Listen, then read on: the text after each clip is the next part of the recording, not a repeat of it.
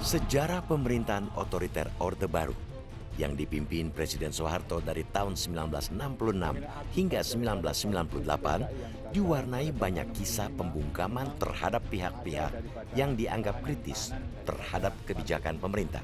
Tindakan represif terhadap kelompok-kelompok kritis misalnya pernah dilakukan rezim Soeharto pasca terjadinya peristiwa Malari atau malapetaka 15 Januari yang pecah saat berlangsung unjuk rasa menolak modal asing pada tahun 1974.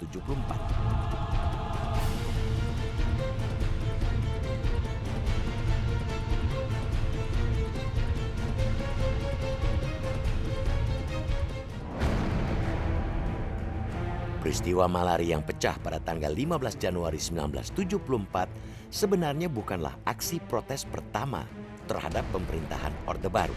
Beberapa tahun sebelum pecah peristiwa Malari, suara-suara kritik dan aksi-aksi unjuk rasa memprotes kebijakan atau gaya pemerintahan Soeharto sudah bermunculan. Salah satunya aksi unjuk rasa memprotes pembangunan Taman Mini Indonesia Indah yang digagas Ibu Tien Soeharto pada tahun 1972. Sebenarnya secara tidak terbuka itu sudah dimulai. Kritik terhadap pemerintahan Orde Baru sudah mulai waktu itu. Ya peristiwa Taman Mini itu sudah merupakan salah satu bentuk ketika kita menolak, itu sudah salah satu bentuk penolakan kita terhadap sistem pemerintahan yang dibangun ketika itu. Munculnya gelombang kritik dan protes sejak awal tahun 1970-an tidak hanya menyasar pada gaya kepemimpinan Presiden Soeharto yang dinilai mulai otoriter dan represif. Namun juga ditujukan pada pilihan kebijakan ekonominya yang dinilai hanya menguntungkan sebagian kecil warga dan lebih banyak menyengsarakan rakyat. Berbeda dengan kebijakan ekonomi pemerintahan Presiden Soekarno. Saat itu, rezim Orde Baru memang membuka lebar masuknya modal asing dan perusahaan-perusahaan asing untuk mengeruk keuntungan di Indonesia. Pak Harto, Orde Baru membuat terobosan kebijakan ekonomi pintu terbuka. Ya tidak liberalisasi dalam pengertian full, tapi modal asing masuk segala macam. Nah inilah yang oleh kaum intelektual Jakarta waktu itu, termasuk mahasiswa, itu ditentang. Bung Hatta itu waktu itu menjelang Malari, saya ketemu sebelum kita diterima oleh Pak Harto di istana. Bung Hatta bilang, Hariman, waktu itu Amerika, Ford akan kasih kita jalan Sumatera Highway asal kita memberi monopoli pada Ford dan General Motor. Kita tolak, kata Bung Hatta. Dan Soekarno juga, karena kita nggak mau kita diijon oleh asing. Kita mau bangun sendiri. Suara protes terhadap kebijakan ekonomi Orde Baru yang dianggap pro-kapitalis ini pada awal tahun 1970-an tidak hanya dilontarkan para tokoh atau pengamat, namun juga diteriakkan para mahasiswa. Kedatangan Ketua IGGI atau Lembaga Pemodal Asing Bentukan Amerika Serikat, Jan P. Prong di Jakarta pada tanggal 11 November 1973 dijadikan para mahasiswa sebagai momentum awal untuk menyuarakan protes, menolak modal asing.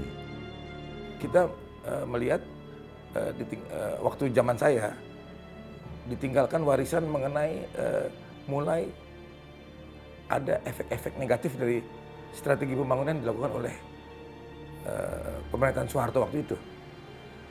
Yaitu kalau kita waktu itu rumuskan mengejar pertumbuhan, growth semata-mata dan melupakan pemerataan dan pemberantasan kemiskinan. Yang kita lihat waktu itu seperti sekarang ini, yaitu tidak selektif mengundang asing. Jadi kita tahu bahwa kita bukan anti asing semata-mata, tapi kalau modal asing itu masuk ke sektor-sektor yang bisa dikerjakan oleh kekuatan dalam negeri, itu nggak boleh gitu loh. Jadi mesti ada perlindungan kepada usaha-usaha nasional. Memang beberapa beberapa pengamat bahkan di koran-koran juga sudah mulai ada itu keresahan. Ini kok modal asing mulai menggerogoti. Ya tetapi tidak mudah juga memang, karena ya ketika Orde Baru mulai kan memang kita adalah negara yang bangkrut kan. Jadi kalau tidak ada modal asing yang membantu kita, belum tentu juga bisa bangkit. Unjuk rasa yang lebih besar kemudian juga digelar mahasiswa dan berbagai elemen sipil di beberapa kota untuk memprotes kunjungan Perdana Menteri Jepang Tanaka Kakuei ke Indonesia pada 14 sampai 17 Januari 1974. Kita mendatangi Soeharto, Presiden, di Binagraha. Diterimalah kita oleh Pak Harto di Binagraha 11 Januari 74. Pak Harto janji dengerin keluhan kita, kasih buku ada berita, janji segala macam. Tanggal 15 Januari kita udah ditangkap, coba bayangin.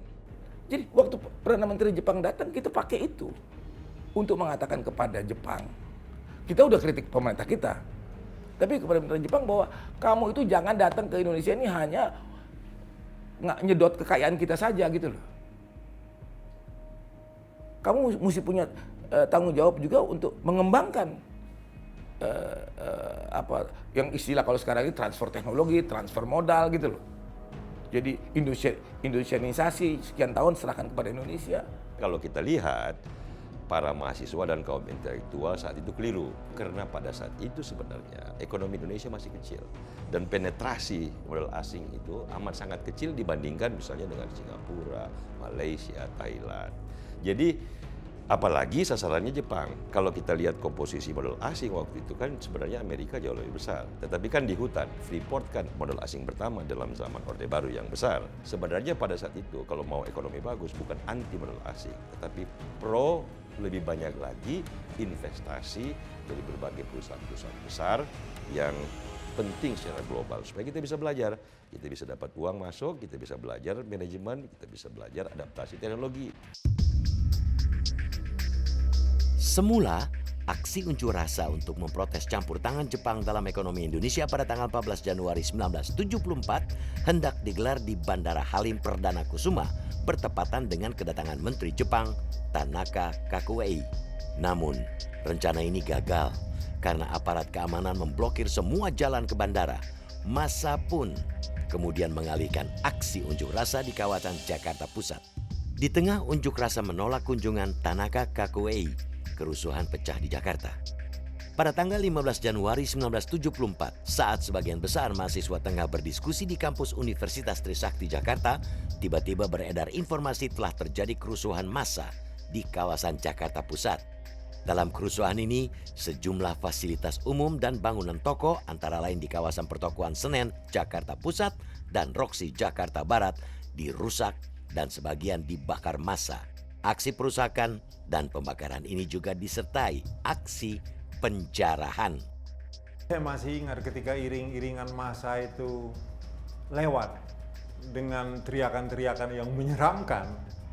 Saya ingat betul pemimpin redaksi saya, majalah Tempo, Saudara Gunawan Muhammad, itu dari jendela, itu kantor redaksinya di lantai 2, dia berteriak, "Jangan ya, itu kami punya." Maksudnya itu majalah Tempo punya. Kita bukan orang asing, kira-kira begitulah. Itu yang saya ingat. Kemudian saya sendiri mendapat assignment untuk memotret.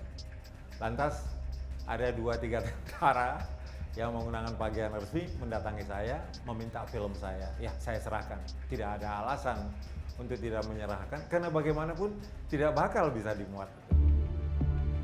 Akibat peristiwa yang dikenal dengan malari atau malapetaka 15 Januari ini, komplek pertokoan Senen yang baru saja dibangun dengan biaya sekitar 2,7 miliar rupiah hangus terbakar. Menurut Menteri Pertahanan dan Keamanan saat itu, Maraden Pangabean, kerusuhan ini mengakibatkan sebanyak 807 mobil dan 187 sepeda motor rusak atau dibakar. Sementara 144 buah gedung rusak atau terbakar. Selain itu, sebanyak 160 kg emas dilaporkan hilang dan dijarah massa dari sejumlah toko emas. Kerusuhan ini juga menewaskan 11 orang dan menyebabkan 177 orang terluka. 2 hari setelah peristiwa kerusuhan, Perdana Menteri Jepang Tanaka Kakuei kembali ke Jepang dengan diantar oleh Presiden Soeharto menggunakan helikopter dari Binagraha ke Halim Perdana Kusuma.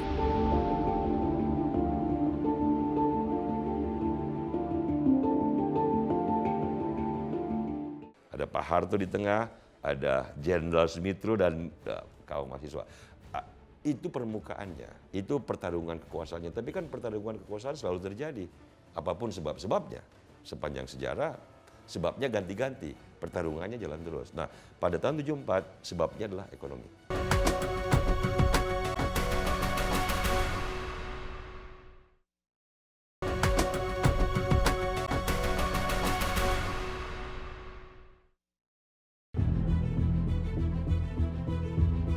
Pasca terjadinya peristiwa Malari, sebanyak 775 orang ditangkap. Di antara yang ditangkap terdapat sejumlah aktivis mahasiswa, salah satunya Hariman Siregar, Ketua Dewan Mahasiswa Universitas Indonesia. Dalam persidangan, Hariman Siregar yang bersama sejumlah mahasiswa didakwa sebagai otak unjuk rasa dan kerusuhan, menolak disebut sebagai penyebab kerusuhan tersebut. Menurut Hariman, berbagai aksi pembakaran dan pengerusakan oleh massa itu sudah di luar kendali mahasiswa.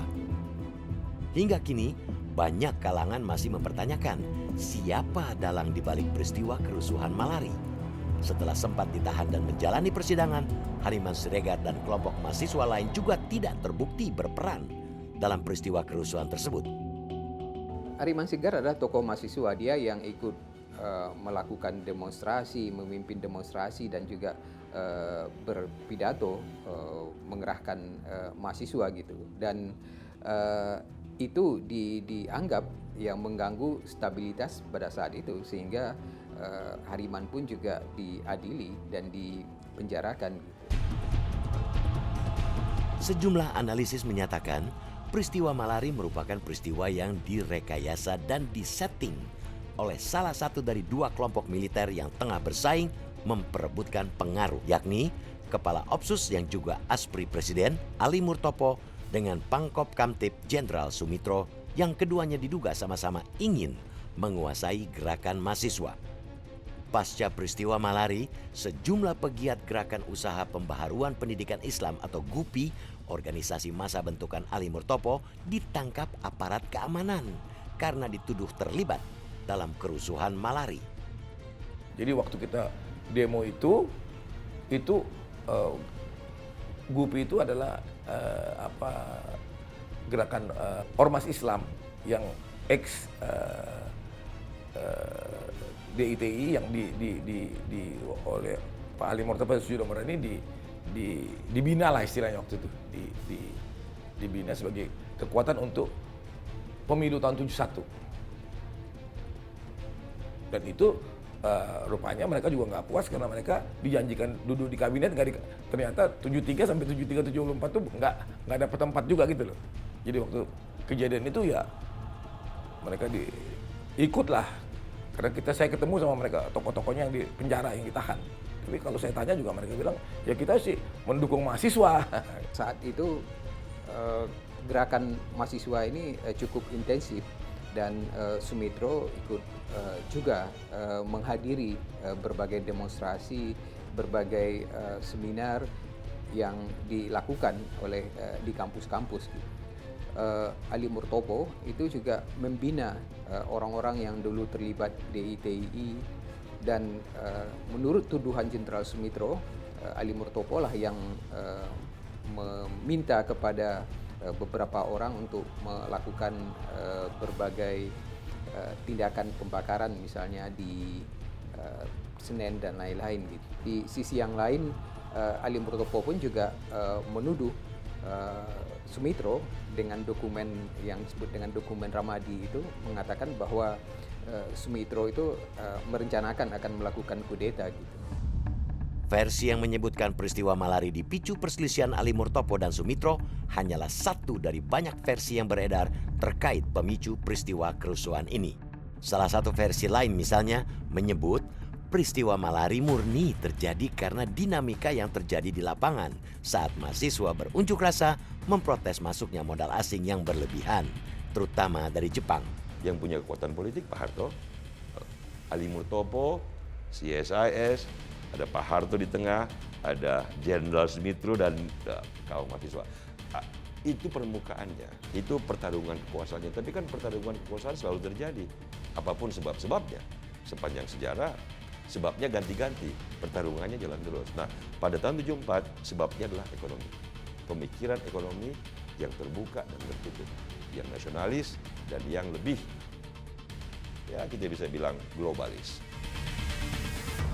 Peristiwa Malari sebenarnya bukan kerusuhan terbesar yang terjadi selama kepemimpinan Soeharto.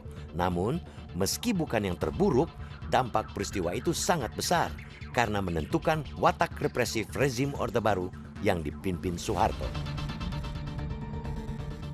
Di tahun 73 itu, 74 itu, kita tuh baru mengatakan sinyalemen. Pembangunan seperti ini akan membuat kita makin lemah.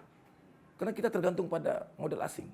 Dan sekarang sudah jadi kenyataan gitu loh.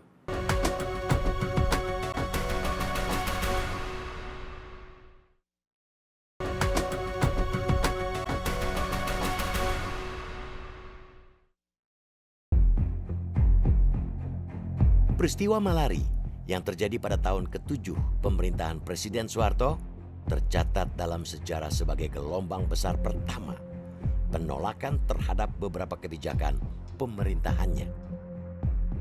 Pasca peristiwa ini, rezim Soeharto berupaya keras membungkam dan membonsai suara kritis mahasiswa dengan berbagai cara, di antaranya dengan melakukan depolitisasi kampus untuk membatasi aktivitas politik mahasiswa.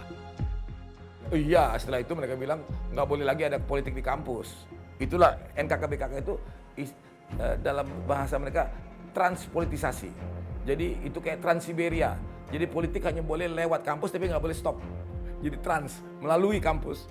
Jadi hanya diajarin di kampus tapi tidak boleh dipraktekkan di kampus gitu loh. Rezim Soeharto juga mulai bertindak represif terhadap setiap bentuk unjuk rasa dan gerakan sipil untuk mengkritisi pemerintah. Rezim Orde Baru juga tak segan menangkap, memenjarakan atau melabelkan berbagai stigma politis terhadap para tokoh dan kelompok-kelompok sipil yang bersikap kritis terhadap pemerintah atau berani mengkritisi aktivitas bisnis atau politik keluarga dan kerabat Soeharto. Gerakan-gerakan yang sifatnya kritis itu dihadapi dengan sangat keras gitu. Itu terutama sejak tahun 74 gitu. Jadi saya melihat bahwa Malari itu bukan hanya sekedar kerusuhan, tapi juga satu tonggak Presiden Soeharto bersikap lebih represif. Ketika itu media massa juga beberapa media massa juga dibredel oleh pemerintah gitu. Jadi kondisi keamanan yang menurut hemat saya berubah gitu. Kondisi keamanan dalam arti Soeharto betul-betul sangat waspada, sangat hati-hati di dalam memilih para pembantunya, dan kemudian yang kedua melakukan represi yang sangat keras terhadap mereka yang bersifat kritis gitu terhadap pemerintah. DPRD di orkestra mendukung Pak Harto, minta Pak Harto kembali jadi presiden. Saya datang ke mana ITB supaya dia marah, bisa nggak kalian nolak Soeharto sebagai presiden itu. Jadi keluarlah statement itu, diserbulah ITB, diserbu ITB. Berkembang batalion, ditembakin di rumah rektornya, anak-anak dipukulin, ditangkepin lagi. Aduh, kejem. Jadi sebenarnya sejak dari awal pemerintahan Soeharto ini memang sifatnya memang otoriter lah, karena ada Kokamtib itu.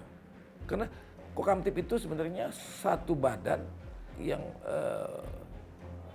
tanpa kita mendeklar darurat sipil atau darurat militer, dia memang ada terus gitu loh. Karena kalau kita dengan TAP MPR nomor 11 itu, presiden itu bisa menggunakan kekuasaan TAP MPR itu untuk meniadakan seluruh aturan yang ada.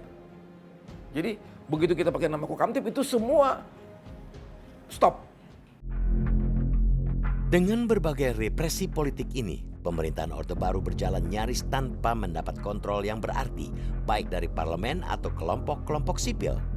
Gaya pemerintahan rezim Orde Baru yang anti kritik dan menihilkan kontrol ini dalam perkembangannya menyebabkan tumbuhnya berbagai penyelewengan kekuasaan seperti korupsi, kolusi, nepotisme, dan praktek-praktek menyimpang lain dalam praktek penyelenggaraan pemerintahan. Akibatnya, dalam bidang ekonomi misalnya, pembangunan nasional sama sekali tidak merata dan gagal mensejahterakan rakyat.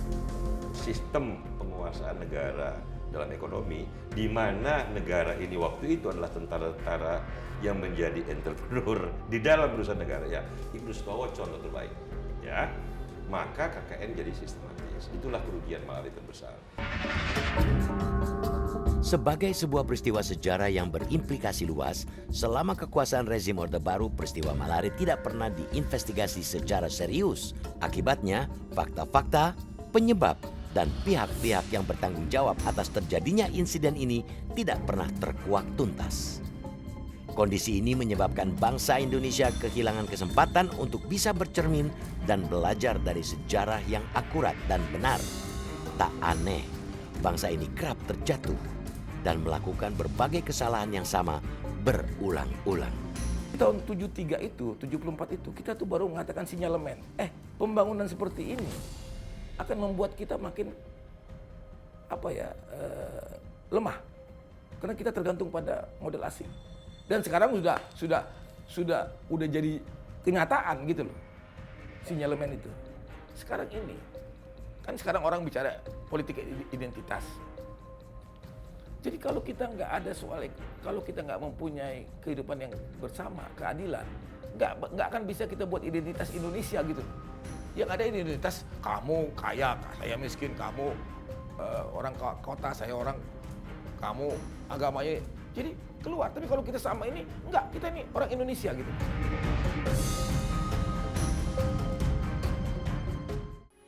Metro TV, knowledge to elevate.